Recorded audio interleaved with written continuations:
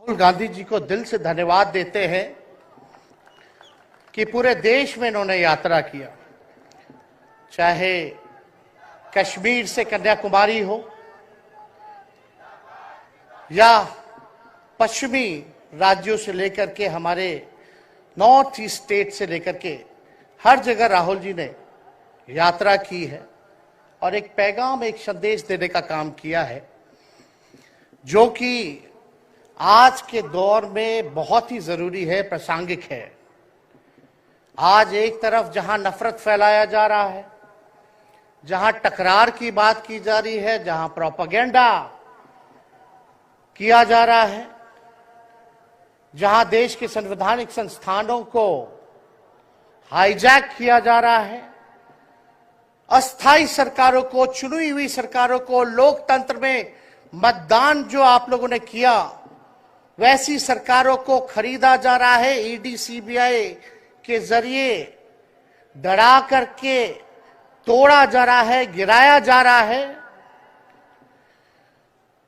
जहां सच नहीं केवल झूठ का प्रोपेगेंडा चलाया जा रहा है, संविधान लोकतंत्र पे खतरा है, वहां आदरणीय राहुल गांधी जी ने सभी लोगों को जोड़ने के लिए, देश के लोकतंत्र को बचाने के लिए, देश के संविधान को बचाने के लिए, अमन चैन भाईचारा कायम करने के लिए, नफरत को हराने के लिए इन्होंने जो भारत जोड़ो यात्रा किया है, इसके लिए हम दिल से धन्यवाद इनको देना चाहते हैं, कांग्रेस पार्टी को देना चाहते हैं। और यहां बैठे हुए सभी महागठबंधन और इंडिया अलायंस के जो भी हमारे नेता हैं, उनको भी हम धन्यवाद देते हैं कि इस दौर में जहां पूरी ताकतें लगाई गई हों, डराया जा रहा हो, लोगों को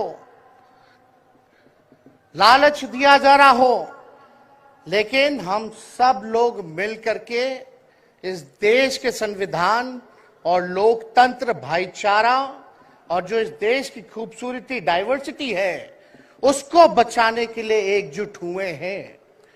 कोई मोदी जी को हराने के लिए नहीं, उस सोच को हराने के लिए जो देश को बांटना चाहती है, उसके लिए हम लोग एक हुए हैं। हमारी लड़ाई व्यक्तिगत मोदी जी से, अमित शाह जी से नहीं है।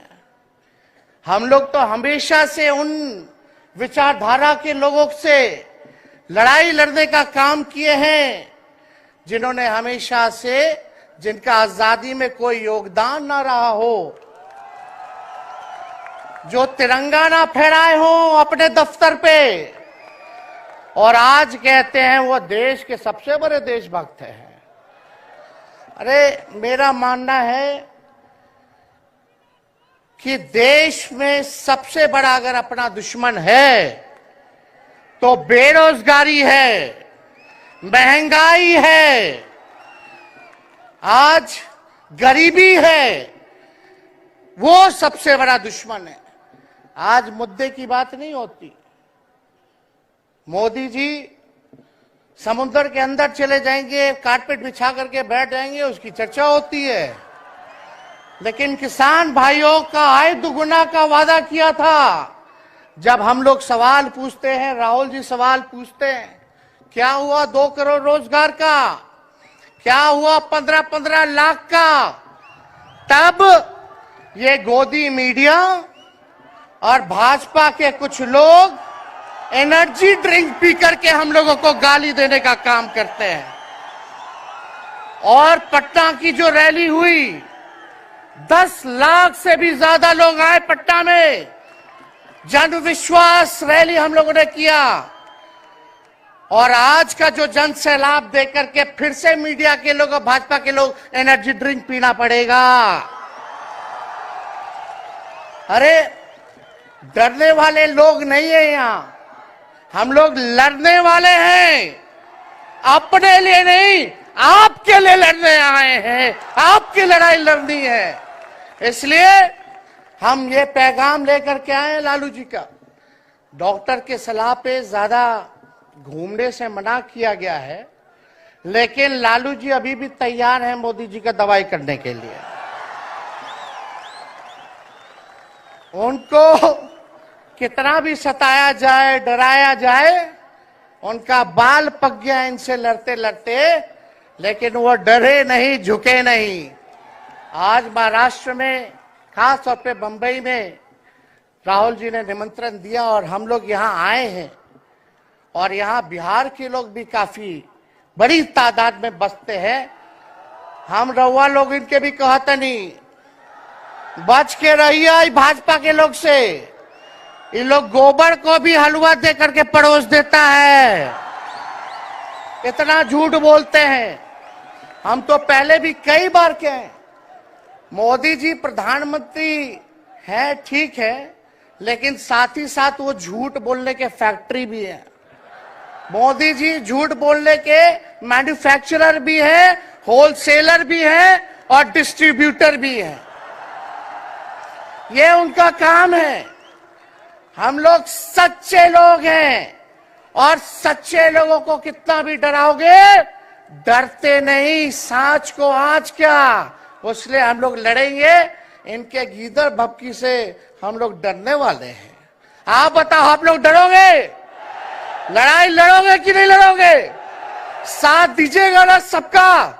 हम तो कहना चाहते, राहुल गांधी जी जो यात्रा किए, ये हो सकता है पहला चरण हो, लेकिन यात्रा तो हमेशा हम लोगों को करना पड़ेगा। चाहे सत्ता में आए या ना आए, हमको जनता के बीच उनके सुख का दुख दर्द का भागीदार बनना पड़ेगा। हमेशा जनता के बीच रहना होगा, क्योंकि इन लोगों ने इतना नफरत फैलाया, इतना नफरत फैलाया है, आपस में इतना भेदभाव करा दिया है कि आज सोचना पड़ेगा कि इस भेदभाव और नफरत को मिटाने में कितने साल लगेंगे। इसके लिए हमको हमेशा सब लोगों के बीच, जनता के बीच रहना होगा। और जो प्यार का, और जो आप कहते हैं जो दुकान खोला है, मोहब्बत की दुकान, इसको बंद मत कीजिएगा कभी। हमेशा आगे झंडा बुलंद करने का काम कीजिएगा। आज यहाँ शरद पवार जी भी हैं, उद्धव जी भी हैं। आपको पता है ऑपरेशन लोटस हो रहा था, यहां विधायकों को खरीदा जा रहा था, डराया जा रहा था। या एक बात बता देते हैं, आज महाराष्ट्र सरकार में जितने लोग बैठे हैं, कोई लीडर नहीं है, सब डीलर है। शरद जी के नाम पे, एनसीपी के नाम पे वोट लेंगे, भाजपा से डीलिंग कर लेंगे। राहुल गांधी जी के नाम पे वोट लेंगे, भाजपा से डीलिंग कर लेंगे। शिवसेना उद्धव जी के नाम पे वोट लेंगे, भाजपा से डीलिंग कर लेंगे। ये लोग केवल डीलिंग करते हैं, इसलिए वहां कोई भी लीडर नहीं, सब डीलर बैठा हुआ है।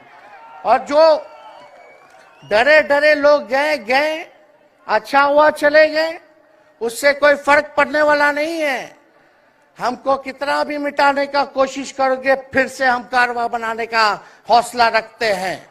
इसलिए हम सब लोग यही आए, क्योंकि जनता, आप सब लोग हमारे मालिक हैं और आप लोगों का आशीर्वाद मिलता रहना चाहिए।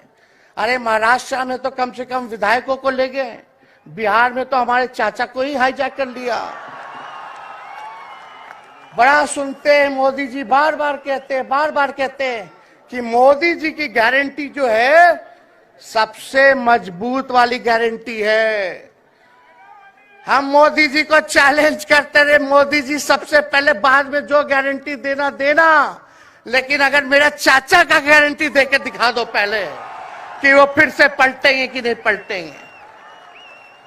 तो हम लोग, चलो बिहार में चाचा जी गए तो गए, हमारी शुभकामनाएं, बड़े हैं, अभिभावक हैं, लेकिन वहां जो आवाम का ताकत मिल रहा है, राहुल जी आए थे, सब लोग आए थे, जो प्यार मिल रहा है, वो हम इतना आप लोगों को कह सकते हैं कि बिहार में भाजपा जो भी सोचती हो, सर्वे वाले कुछ भी दिखाते हो, गोदी मीडिया के लोग, लेकिन बिहार में इस बार चौंकाने वाला रिजल्ट हम ला करके देने का काम करेंगे।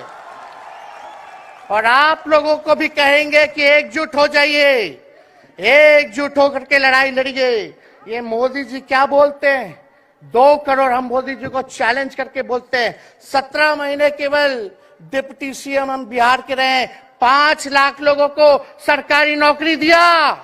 मोदी जी अपने 10 साल में भी 5 लाख क्या कितना नौकरी दिए ये बता नहीं सकते। चैलेंज देते हैं कितना सरकारी नौकरी दिया। सबसे ज्यादा बहाली रेलवे का आता था, सब चीज प्राइवेटाइज कर दिया गया, खत्म कर दिया गया। आर्मी में आता था, उसको जो है क्या किया आप सब लोग जानते हैं, कॉन्ट्रैक्ट पे सारा चीज कर दिया गया। तो इसलिए आप सब लोगों का प्यार मिलता रहे। ज्यादा समय हम नहीं लेंगे। सभी गणमान्य व्यक्तियों को, हमारे अभिभावक नेताओं को आप लोगों को संदेश देना है, वो अपनी बात को आप लोगों के समक्ष रखेंगे। लेकिन आप सब लोग एक नारा लगाइएगा, हम बोलेंगे भाजपा भगाओ, आप सब बोलना देश बचाओ। भाजपा भगाओ, भाजपा भगाओ। बहुत बहुत धन्यवाद। जय हिंद, जय महाराष्ट्र। धन्यवाद तेजस्वी जी। अब अगली कड़ी में वंचित बहुजन पार्टी के नेता प्रकाश आंबेडकर जी, वो आपका मार्गदर्शन करेंगे।